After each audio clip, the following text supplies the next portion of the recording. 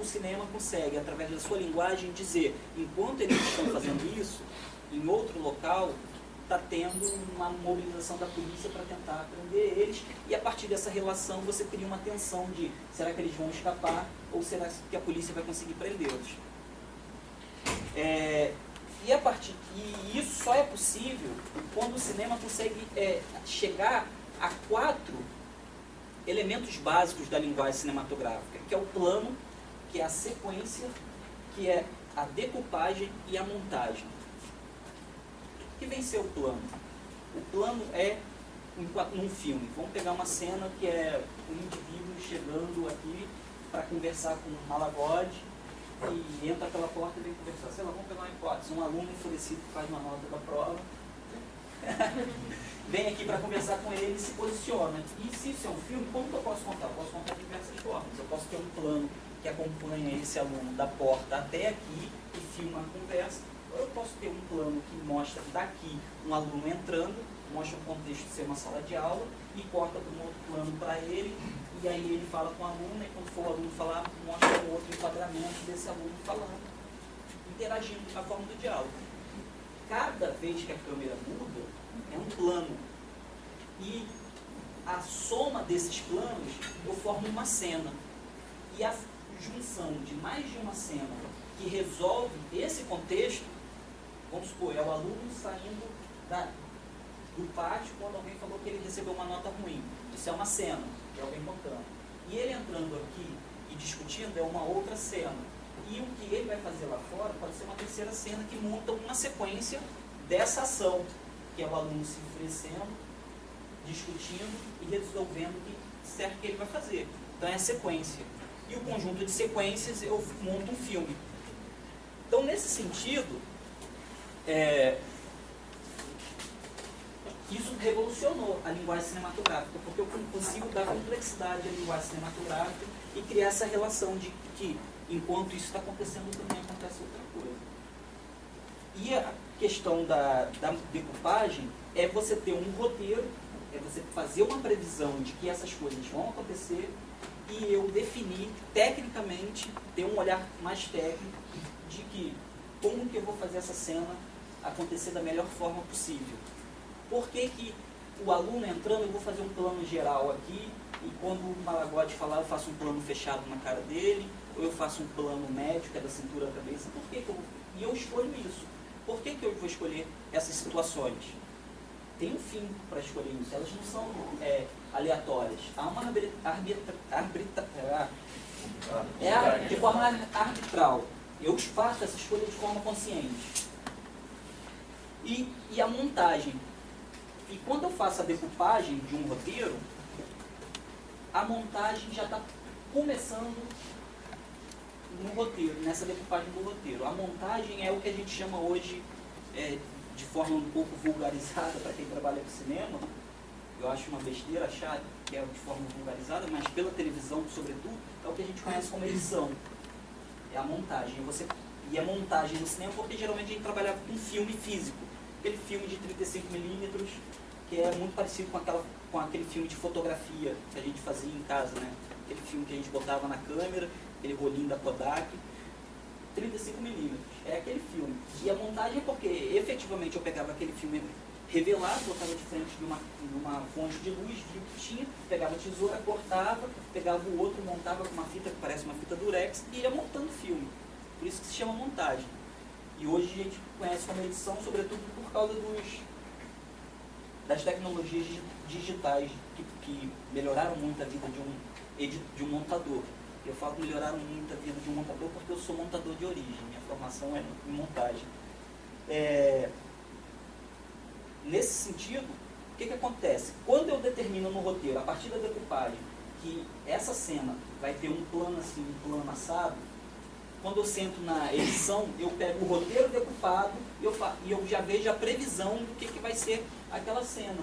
Então eu vou montando. Então aqui eu tenho que escolher nessa parte, que é o malagode falando, eu tenho que fazer um plano mais fechado nele. Então eu vou escolher esse plano. Porque quando a gente vai fazer um filme, essa cena simples, ela é filmada várias vezes. primeiro eu vou fazer toda a cena com um plano aberto aqui, fazendo o aluno entrar, faço toda a cena, depois vai ter uma repetição com a câmera só no Malagode, depois vai ter uma repetição da cena só no aluno. E aí eu vou sincronizar o áudio dessas cenas e vou cortando. É como se eu colocasse os filmes físicos um em cima do outro. Se eu cortei aqui e tiro, o que está embaixo dele é o que vai aparecer. Então vai dar aquela sensação de uma câmera passando para outra, mas é utilizado apenas uma câmera. E isso tudo é feito, inclusive, né, desse avanço da questão da linguagem cinematográfica, com o objetivo de criar sensações de realidade. Porque um filme ele não é a realidade. Ele pode ser até uma representação da realidade. Mas ele tenta criar uma noção e uma sensação de realidade. E para isso é utilizado esses recursos, né? E aí eu acho que se aproxima bastante do que os colegas estavam falando com relação à questão da técnica, o Maraca pega e utiliza a questão da causalidade. E aí, na minha pesquisa, eu remeti à questão da técnica grega, que é você apreender um saber fazer. É você estudar para poder saber fazer algo e fazer com que esse algo que você faz tenha consequências. E o cinema tem muito disso. Então, a gente estuda, aprende alguns mecanismos, nem sempre é assim, né? A gente também faz muito pela prática de aprender a manusear uma câmera e faz bastante intuitivo. Mas, nesse sentido, há um aprendizado visando uma eficácia. E essa eficácia é uma eficácia discursiva, no caso do cinema. E aí, dito isso, essa questão da realidade, como que o cinema consegue criar as impressões de realidade? Na verdade, o cinema ele não apreende a realidade, mas ele usa indícios da realidade para fazer com que a gente tenha uma sensação de que aquilo se amplifica a partir da emoção, a partir dos nossos sentidos, de que aquilo é a realidade. Vou tentar dar um exemplo. Vou pegar um filme que é muito comum no Brasil, principalmente na década, nesses últimos 10, 15 anos, que é a questão da favelização. Vamos pegar um filme que trate desse tema, favelização, miséria.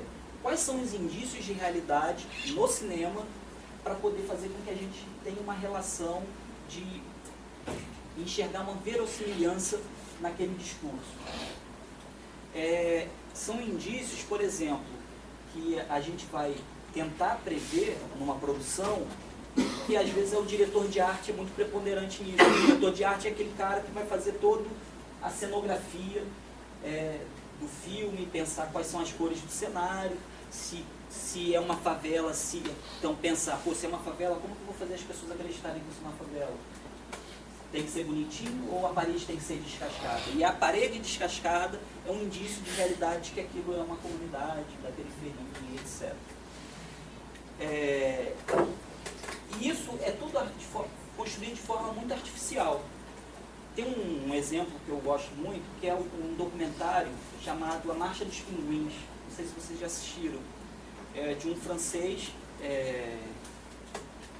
Ele narra a história, ele cria uma narrativa contando a história dos pinguins que saem durante o final do inverno. Eles saem das bordas do oceano e migram, porque aquilo vai derreter, e eles migram para uma região de montanhas para eles se acasalarem e procriarem. Só que ele cria uma estrutura familiar para aqueles animais, muito próxima do ser humano, e nessa estrutura familiar ele começa a dar características de seres humanos para esses pinguins. O pai, a mãe, o filho e as emoções humanas. E ele vai construindo.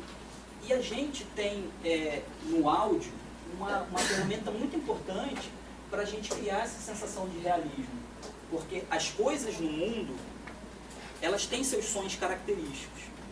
E isso é reproduzido, criado de forma artificial no cinema. E esse é um exemplo muito legal, porque tem uma cena que é um pinguim um close na pata do pinguim pisando na neve e a gente escuta o som da neve sendo pisada. E aí a gente pode se perguntar, mas como que é possível, mesmo que a gente tenha um desenvolvimento tecnológico muito grande, em termos de captação de áudio, mas como é possível eu captar o som de um animal selvagem pisando com muito detalhe na neve? Não há essa possibilidade, porque não há, por mais que tenha um desenvolvimento tecnológico em termos de captação de áudio, eu não consigo me aproximar de forma eficaz para captar esse áudio. Então o áudio é construído posterior à filmagem, ele é artificial, ele não existiu, mas é justamente ele que nos dá a sensação de realismo. E aí, tentando avançar, entrando na parte que eu acho mais interessante, mas eu acho que é importante esses elementos técnicos, porque são esses elementos técnicos que vão fazer um filme impactarem, vamos dizer a grosso modo, o espectador. Não é só a história. A história, se eu quiser ter uma reflexão sobre a história daquele filme, basta eu pegar o roteiro e ler. Mas o filme como um todo depende do ritmo, depende da cor utilizada na fotografia, depende do áudio, depende de uma série de rotinas produtivas que envolve muita gente. Envolve eletricista, maquinista, carpinteiro, diretor, fotógrafo, técnico de som, envolve muita gente. E a partir da junção desses elementos técnicos e estéticos, que vai existir a possibilidade de eu criar uma enunciação, um discurso que pode construir imaginários coletivos ou não. Nesse sentido, tem duas discussões que eu utilizei e tentei achar um caminho no meio, que na década de 60 alguns teóricos da literatura utilizaram bastante, que era a estética da recepção, um postulado teórico que eles diziam, e aí eu tive que adaptar da questão da literatura para o cinema. E eles diziam que o escritor, e aí a gente pode tentar pensar no cineasta enquanto autor, ele escrevia o livro, aquelas informações, aquelas técnicas empreendidas na construção daquele livro eram imutáveis, mas o sentido final do livro só se dava no leitor, no ato de leitura, a partir da relação dialética da obra e o leitor. E o leitor empreendia nessa tarefa as suas cargas emocionais, suas cargas culturais, todo o seu repertório para fazer a compreensão daquele texto. E nesse sentido, então, uma obra literária poderia ter vários sentidos, vários significados, porque determinantemente sua compreensão final dependia do leitor e não da obra em si. Em contrapartida, tem o pessoal que é muito ligado à psicologia, das teorias da percepção. E aí, principalmente os gestaltistas, eles acreditam que a percepção humana, o ato de perceber, é algo arbitrário. O mundo se impõe aos nossos sentidos e isso gera uma sensação, uma reação, e a partir dessa reação o nome já diz, a gente reage àquele estímulo e a gente começa a processar uma série de processos inteligíveis nesse processo, porque a percepção, ela não é consciente, ela acontece e é uma sensação, e a partir dessa sensação a gente começa a empreender um processo consciente. E aí, utilizando dois filmes, né, nessa análise, para a gente chegar a um denominador, que eu utilizei, os mais de idade vão lembrar com facilidade, Desejo de Matar, que é um filme da década de 70, com Charles Bronson, e usei o Irreversível, que é um filme mais recente, francês.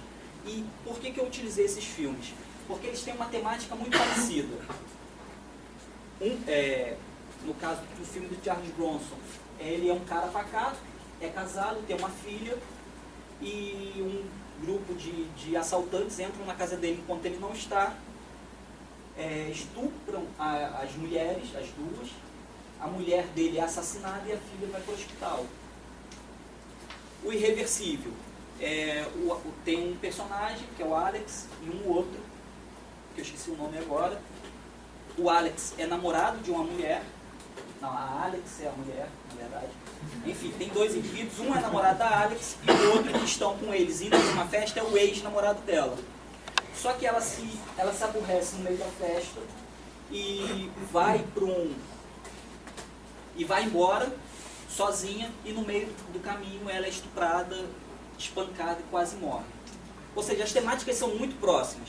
Por que são próximas? Porque isso acontece e ambos, os personagens, saem atrás de vingança contra aqueles indivíduos que perpetuaram aquela violência. Nesse sentido,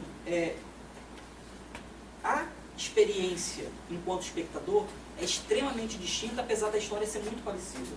Enquanto o Charles Bronson passava na Globo, o Irreversível eu acho que não vai passar nunca. Inclusive porque eu tive a oportunidade, se foi boa ou não veio ao caso, de assistir no cinema, e na sessão que eu fui assistir só ficou eu e mais uma pessoa. Por causa da técnica empregada na construção do filme, as pessoas tiveram reações que estavam fora do controle delas,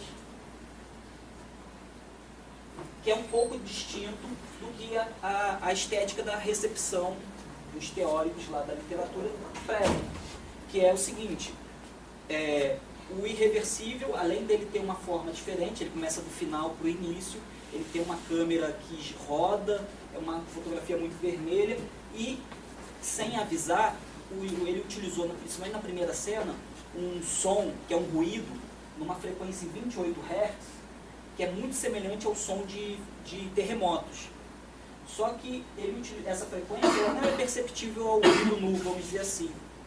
Mas, como elas existem, a frequência existe, ela causou uma reação no espectador parecido com a reação que se tem em situações de terremotos. Causou náusea, causou tontura, e as pessoas saíram porque estavam realmente passando mal. Ou seja, as pessoas não tinham conhecimento que aquela interferência perceptiva estava acontecendo sobre elas, mas sofreram uma reação, e a partir dessa reação elas tomaram uma decisão de sair da sala de cinema. Então, no cinema, existe sim a perspectiva do receptor, do público. Ele vai sim colocar suas subjetividades no filme, ele vai elaborar a partir das suas cargas culturais, mas também existe a questão da percepção. A gente, quando vai fazer um filme, a gente pensa: por que eu vou usar essa cor? Por que eu vou usar o amarelo aqui? Por que eu não uso uma coloração mais vermelha? Por que eu vou fazer esse plano em sequência e não vou fazer plano contra plano, cortando a câmera? E isso interfere na recepção do filme também. Então, existe um caminho do meio aí, nessa questão da perspectiva do público e também da perspectiva de quem faz o filme. E aí, para tentar entrar aí já para o desfecho, eu tentei analisar aí, focando, os filmes que trabalham com a questão da favelização, miséria, o negro, que é visto na nossa sociedade como portador de perigo social na maioria dos casos, e como os filmes podem operar nesse sentido, reforçando esses estereótipos. E aí eu peguei majoritariamente o Tropa de Elite 1. E aí eu tentei fazer uma análise, pegando essas duas instâncias, a percepção do público e a questão da construção cinematográfica, da linguagem cinematográfica e estética. Bom, o Tropa de Elite, inicialmente, ele trabalha com a questão da miséria de uma forma diferente, por exemplo, do que o movimento Cinema Novo trabalhou na década de 60, que o Cinema Novo tinha uma proposta estética da questão da miséria, de questionar a miséria, porque a miséria não aparecia como geração espontânea na nossa sociedade, ela estava ligada a um contexto econômico, a um contexto cultural, social, de exploração. Já o Tropa de Elite não. A miséria existe, mas ela tem fim nela mesma. Ela está ali, surgiu espontaneamente. No Tropa de Elite, inicialmente, eles não trabalham com um contexto de onde surgiu a miséria. E aí, isso é reforçado a partir da forma como o filme é feito. Primeiro que o filme ele é muito veloz, uma linguagem muito de videoclipe. Não há tempo da gente receber aqueles estímulos e operar racionalmente sobre aqueles estímulos. A gente só vai pensar nisso depois de 2, 3 dias, mas enquanto o filme está acontecendo, ele é muito sensorial. Tem o problema das imagens serem descontextualizadas de uma possibilidade de origem. Ela tem fim nela mesma.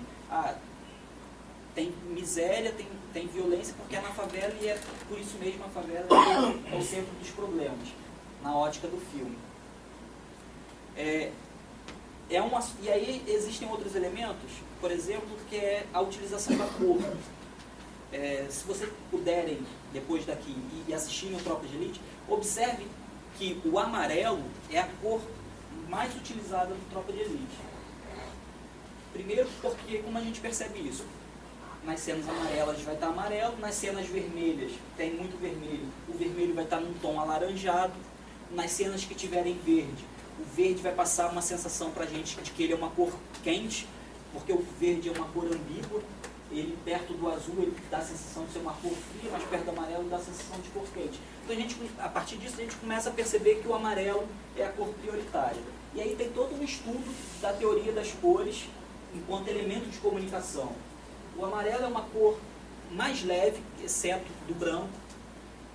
É uma cor muito ligada aos conceitos de verdade, de iluminação, e que ajuda, ele não é determinante, mas ele ajuda a reforçar aquele discurso do Tropa de Elite, que é um filme de ficção, mas que para se ancorar numa instância de realidade, utiliza a voz em off do Capitão Nascimento, que é uma tática muito utilizada em muitos documentários para dar uma voz de evidência de que isso aconteceu, isso está acontecendo mesmo, porque tem alguém aqui observando.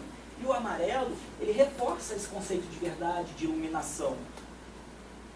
E ao mesmo tempo ele traz leveza para um assunto que é muito pesado. Então ele inclusive contribui para uma pasteurização daquela obra cinematográfica. E aí, para caminhar para o final, dito isso, eu trabalhei, e aí foi uma coisa que me fez muito mal, porque eu tive que estudar um pouco algumas questões que envolviam Auschwitz, os campos de concentração, a partir de um filósofo que é o Wilhelm Flusser. Ele fugiu da antiga Iugoslávia, ele era judeu, ele fugiu de lá contra os nazis, por causa da invasão dos nazistas, e se radicou no Brasil, foi professor aqui durante muitos anos, depois foi para a França. Só que ele tem um livro que ele fala uma coisa que me chamou muita atenção. Auschwitz não foi um acontecimento.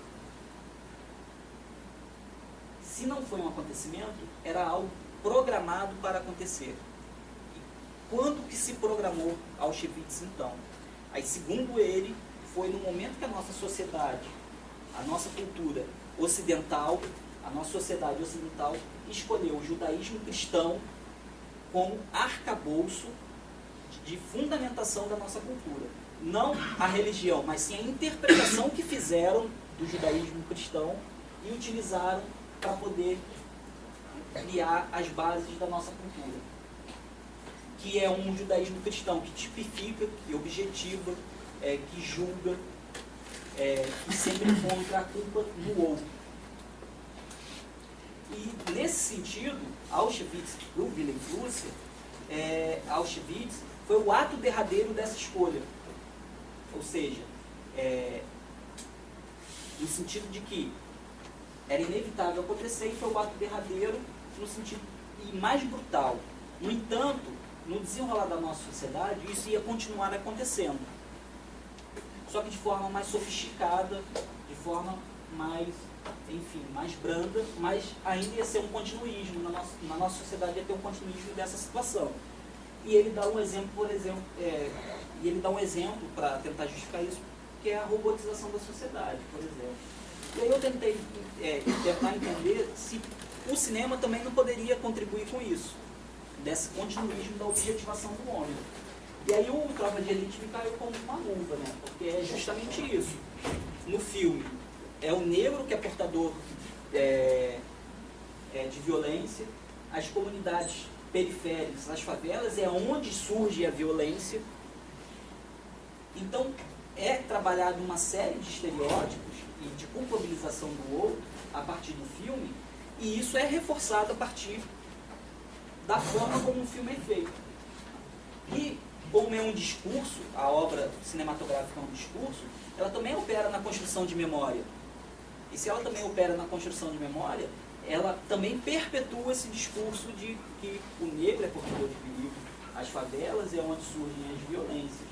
Então, é nesse sentido que é complicado a gente tentar compreender o cinema apenas como o entretenimento, principalmente quando a gente vai trabalhar em termos de pesquisa do cinema, em termos de entretenimento, e também é perigoso a gente tentar compreender o cinema apenas pela história que ele está contando, sendo que a história que ele está contando foi empreendida uma série de técnicas e rotinas produtivas para fazer com que aquela história se apresente para a gente da forma como ela se apresenta. Não sei, é mais ou menos isso assim, que eu tentei trazer pós-conversa com o Maracajá.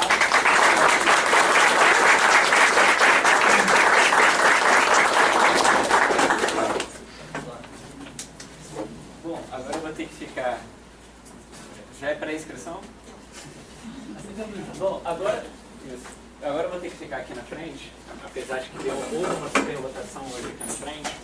Vou ter que ficar aqui na frente para fazer esse controle de pesquisa.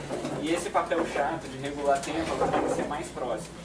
Bom, assim, agradecer muito, assim, eu gostei muito das palestras. Parabenizar, na verdade, né? O agradecimento é só quando é o final, a gente está muito longe do final. Primeiro, parabenizar todo mundo, acho que foram ótimas falas. Pedir desculpa ao Alexandre, eu fiquei uns 10 minutos fora da apresentação dele. Mas dizer assim, uma justificativa, que eu acho que é uma informação útil. Fiquei ali fora 10 minutos porque um aluno nosso, quer dizer, ex-aluno, ainda formado em Direito, começou a economia e acabou não conseguindo conciliar trabalho aqui. Mas ele trabalha, advoga, faz a advocacia popular. Ele estava me lançando uma proposta assim, para trabalho futuro.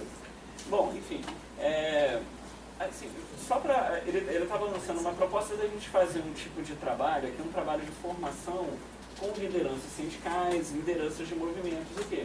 Essa é uma, estou citando essa ideia, mas essa é uma das várias ideias que vem surgindo nesse evento. Lembrando, de novo, esse nome Diálogos do evento não é um nome assim à toa. A gente estava pensando sempre no sentido de ir conversando para formular ideias para a gente começar a implantar, assim, talvez no ano que vem, com alguma articulação agora, esse ano, conversando, a gente pode implantar algumas coisas no ano que vem. Então, estou falando desse caso, o exemplar, para reafirmar.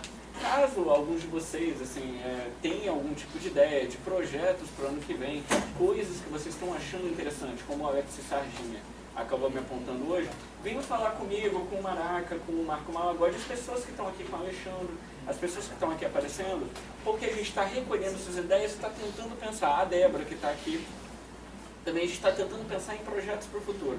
O grande objetivo desse evento é sair daqui com propostas para a gente pensar alguma prática que seja uma prática mais duradoura, que não dura só 3 dias, como a gente está fazendo aqui, mas que dure um tempo maior.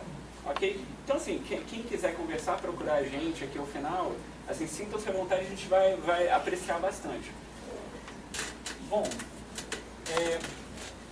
algumas informações burocráticas agora para o debate. Agora a gente está às 16h50, a gente tem exatamente 40 minutos até o final. É um tempo legal assim, para a gente debater, mas a gente tem que usar com uma certa disciplina para poder dar espaço para todo mundo perguntar. Bom, abrindo as inscrições, vamos fazer blocos de 3? O que vocês acham? A princípio, sem blocos de 3 interessantes. João, já te vi, você já se expôs antes. Quer dizer, na verdade, esse bloco tem 2 perguntas, porque uma já estava consumida pelo João. Ok? Bloco de 3 perguntas, então. João? Ó, já começar? Pode. Vai fazer as perguntas. O pessoal já escreveu, né? Ah, tá. Descobri isso, eu tinha que perguntar. Quem por acaso quem não tiver assinado a lista de presença hoje, está ali no fundo com o João. Quem quiser assinar, está ali disponível. Aqui todo mundo passou ali por ele e acabou assinando. Quem por acaso não assinou, está ali com ele. Esse é um detalhe burocrático. João, vai querer fazer pergunta? Lembrando, se apresenta de novo, apesar de ter se apresentado. Meu nome é João Guilherme, eu sou aluno do 6º período de Economia.